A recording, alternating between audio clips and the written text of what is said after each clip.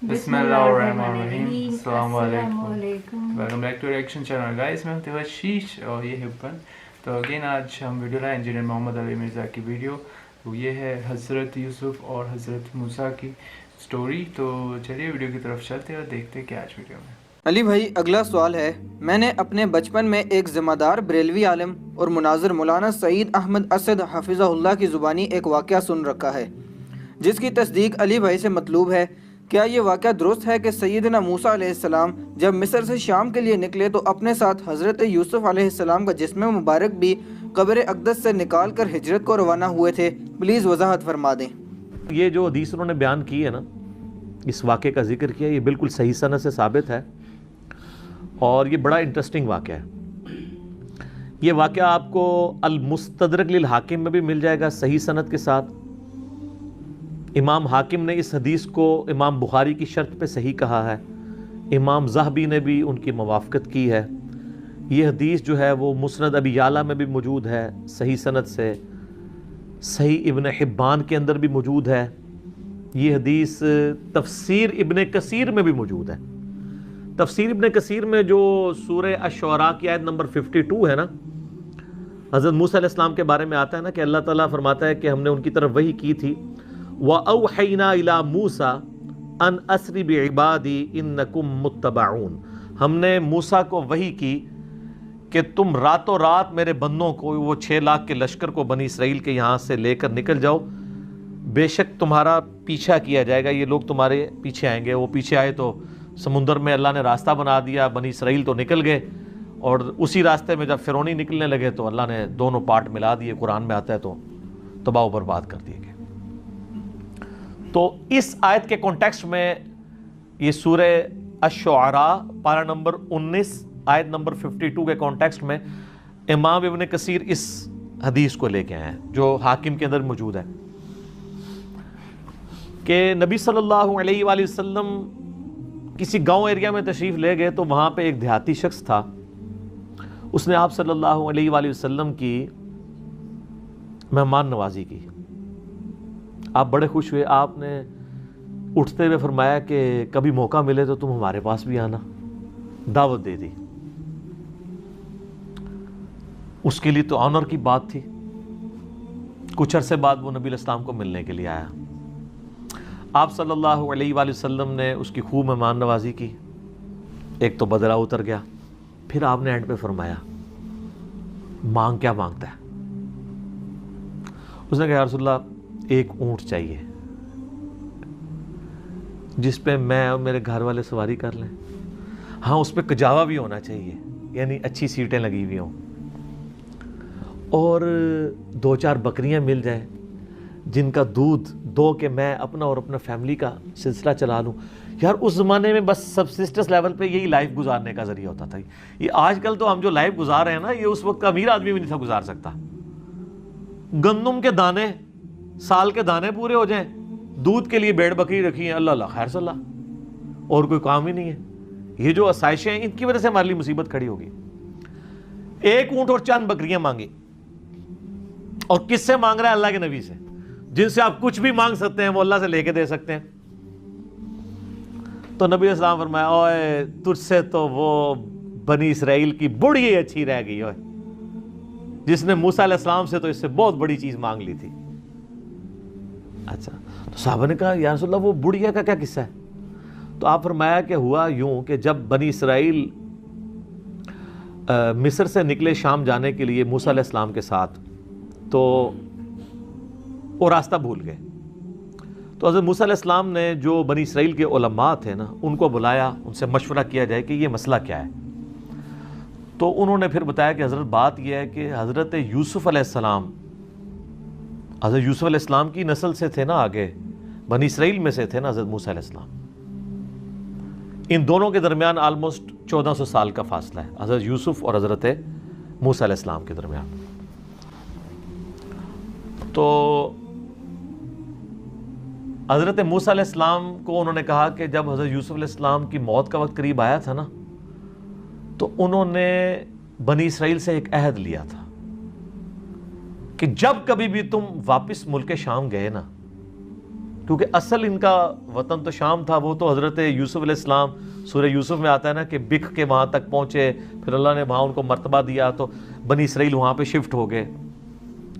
لیکن یاد تو اپنے وطن کی ستاتی تھی. ان کو یہ بھی پتا تھا کہ اللہ نے وحی کے ذریعے بتایا ہوگا کہ الٹیمیٹلی آپ ابراہیمی مسکن کی طرف دوبارہ جائیں گے. تو انہوں نے یاد لیا تھا کہ جب تم لوگ یہاں سے شفٹ کرو نا تو میری لاش بھی قبر سے نکال کے لے جانا, مجھے وہاں پہ یروشلم میں دفن کرنا ہے جو میرا آبائی جگہ ہے. حضرت موسیٰ علیہ السلام نے کہا او ہو یہ تو پھر ہمیں راستہ نہیں ملے گا, یوسف علیہ السلام نے نال کھڑنا پینا ہے, کیونکہ اللہ کی طرف سے ہو رہا تھا. ان کا اچھا ٹھیک ہے جی بتاؤ قبر کی طرف. ان کا جی قبر بھی نہیں پتا ہمیں, کیونکہ اس زمانے میں مزار نہیں ہوتے تھے. پوائنٹ ٹو بی نوٹڈ, مزار تو نہیں. اور یوسف علیہ السلام تو بہت بڑی شخصیت تھے, ان کا بہت بڑا مزار ہونا چاہیے تھا, وہاں وزیر خوراک رہے تھے وہ. انہوں نے کہا جی ایک بڑھیا ہے جس کو قبر کا ایڈریس پتہ ہے, لیکن وہ کہتی ہے کہ موسیٰ کو میرے پاس خود بھیجو, میں اس کے ساتھ نیگوشیشن کروں گی تو جگہ بتاؤں گی قبر کی. حضرت موسیٰ علیہ السلام نے کہا ٹھیک ہے بات کر لیتے ہیں. تو کہا اماں بتا. انہوں نے کہا اس طرح نہیں ہے, مجھے اس کا معاوضہ ادا کرنا ہوگا. حضرت موسیٰ علیہ السلام نے کہا اس کا معاوضہ کیا؟ وہ تو ایکسپیکٹ کر رہے تھے کوئی پیسے, کوئی مال, کوئی بکریاں, کوئی اونٹ, جس طرح اس صحابی نے بھی مانگ لیا. انہوں نے کہا جی معاوضہ یہ ہے کہ میں جنت میں تمہارے ساتھ رہوں گی. اللہ حضرت موسیٰ علیہ السلام کا رنگ فاق ہو گیا, چہرے پہ ناگواری کے اثار آ گئے کہ یہ کیا مانگ رہی ہے, پھر دوسرا یہ میرے اختیار میں بھی نہیں ہے. تو حدیث کے الفاظ ہیں اللہ تعالیٰ نے اسی ٹائم حضرت موسیٰ کو وحی کی کہ آپ کمٹمنٹ کر لیں اس کے ساتھ. اوہ ہائے ہائے, دینے والا تو اللہ ہے نا جی. تو موسیٰ علیہ السلام نے کہا ٹھیک ہے. اس لیے حضور نے اس اعرابی کو کہا او یار تجھے تو بڑھیا اچھی رہ گئی, یعنی تو مجھ سے جنت میں میرا پڑوس مانگ لیتا, تو نے مانگی تو دنیا کی چیز مانگی. جس طرح کہ صحیح مسلم میں آتا ہے کہ ایک صحابی تھے ربیہ, نبی علیہ السلام کو وضو کروایا کرتے تھے. ایک دن سمندر رحمت جوش میں آیا, فرمایا سل ربیہ, ربیہ کیا مانگتا ہے. وہ بھی تیاری کر کے بیٹھے سے. انہوں نے کہا یا رسول اللہ جنت میں آپ کا پڑوس. ہو سکتا ہے اس واقعے کے بعد یہ ہوا ہو, انہوں نے یہ بات سنی ہوئی ہو, اہم ممکن ہے, یہ میری اسیسمنٹ ہے. تو آپ فرمایا اور بھی کچھ مانگ لیں. ان کا نہیں یا رسول اللہ اس کے بعد تو مجھے کچھ نہیں چاہیے.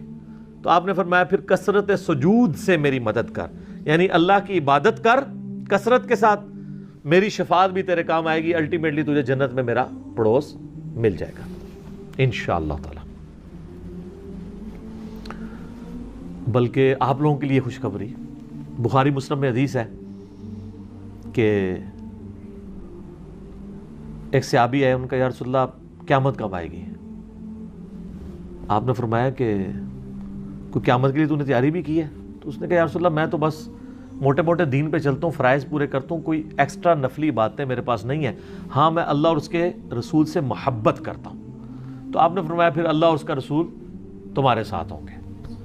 حضرت انس بن مالک کہتے ہیں کہ اسلام لانے کے بعد رسول اللہ کے کسی فرمان سے ہمیں اتنی خوشی نہیں ہوئی جتنا اس فرمان سے ہوئی کہ جو اللہ اور اس کے رسول کے ساتھ محبت کرتا ہے اللہ اور اس کا رسول قیامت والے دن اس کے ساتھ ہوں گے, یعنی اسے بھی پڑوس مل جائے گا. اور پھر حضرت انس بن مالک کے الفاظ ہیں بخاری مسلم میں, اے اللہ میں اللہ سے, اس کے رسول سے, حضرت ابو بکر عمر سے محبت کرتا ہوں, گو میرے اعمال ابو بکر عمر والے نہیں ہیں, لیکن یا اللہ مجھے بھی اپنا اور اپنے محبوب کا ساتھ قیامت والے دن نصیب فرما, آمین.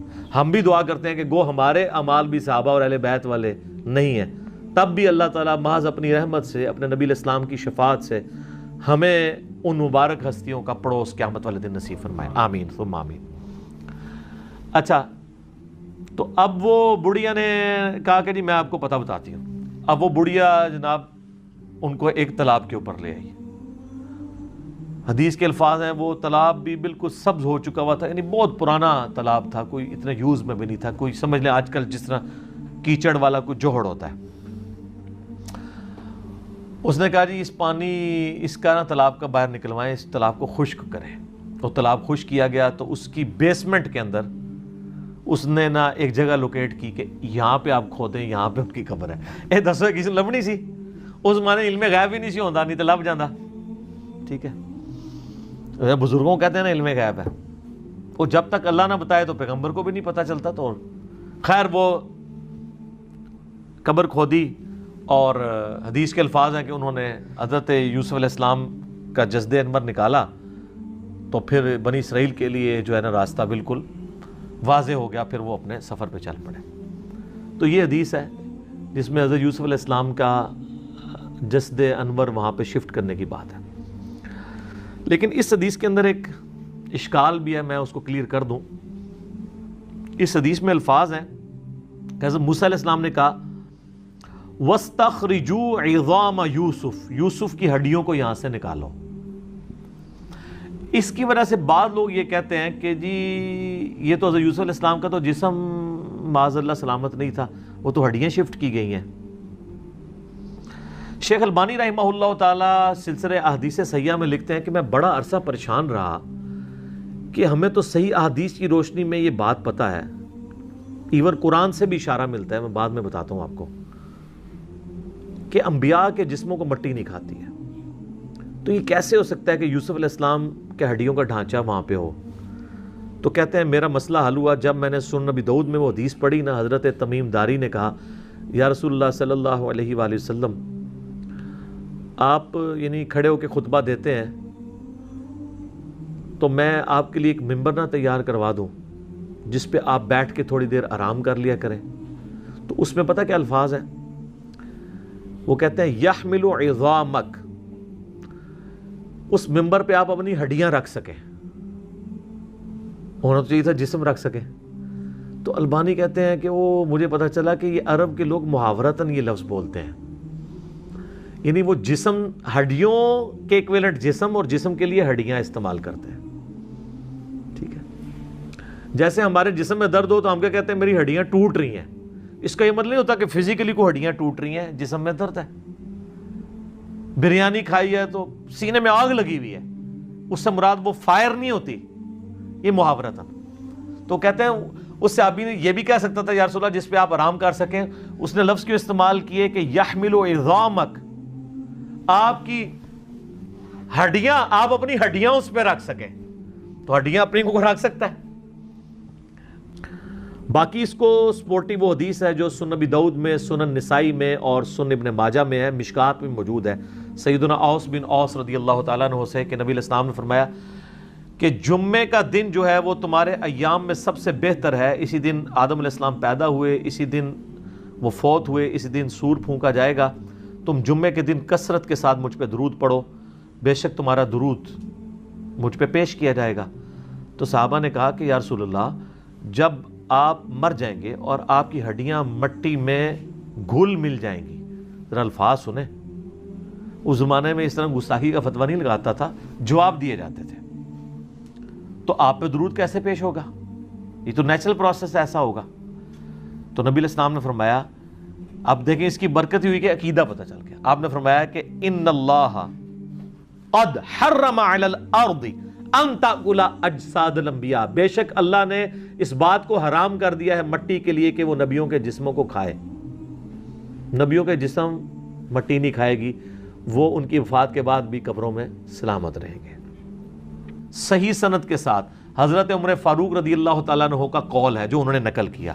ان تو خالی قول نقل کیا، وہ پوری حدیث مصنف ابن ابی شیبہ میں ایسا ہے کہ جب یہ پرشین امپائر گری نا، تو تستر شہر تھا پرشین امپائر کا، جب وہ فتح ہوا نا تو ابو موسیٰ اشعری رضی اللہ تعالیٰ عنہ نے حضرت عمر کو خط لکھا کہ یہاں پر ہم نے خزانے کو جب ٹیک اوور کیا تو یہاں میں ایک بہت بڑا تابوت ملا ہے جس میں ایک بہت بڑی لاش ہے، اور وہ لاش اتنی بڑی ہے کہ ایک ہاتھ تو صرف اس کا ناک ہے، یعنی یہ ناک کا سائز جو ہے نا وہ 1.5 فٹ کے قریب ہے. تو اب آپ دیکھ لیں کتنی بڑی لاش ہے. اور یہاں کے لوگوں کا یہ عقیدہ ہے جب بارش نہیں ہوتی تو اس لاش کو اوپن ایئر میں لے آتے ہیں تو اللہ تعالیٰ بارش دے دیتا ہے. تو آپ کو لیٹر ملتا تو آپ کہتے ہیں جناب فوراً ایک بڑا کا مزار بنواؤ ہے.